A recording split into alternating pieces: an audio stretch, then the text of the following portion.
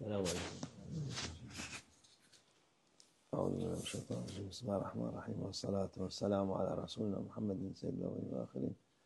مدد يا رسول، مدد يا سادات أصحاب، مدد يا رشاد دستور مولانا شاء الله فاز أحسن شاء محمد كان مدد طريقتنا والصحبة والخير في الجميع.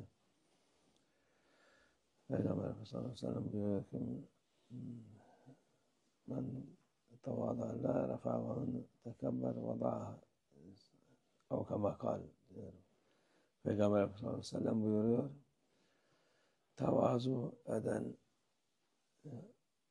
Allah rızası için Allah onu yükseltir, yüceltir. Allah yüceltir mi o yüksek olur. Kibir yapana da onu da Allah onu aşağılatır. Yükselmez.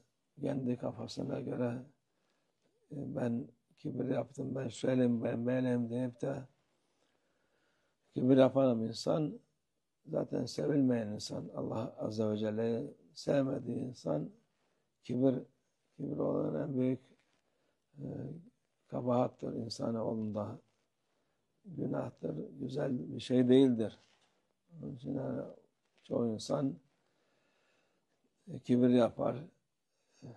Kibir yapınca hiçbir zaman Allah katında makbul olmaz.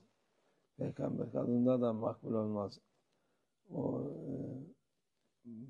kibir ancak kafire karşı kibir yaparsan olur ama Müslümanların arasında ben hocayım, ben şeyhim, ben vekilim, ben şuyum, ben buyum deyip de kibir yapmak o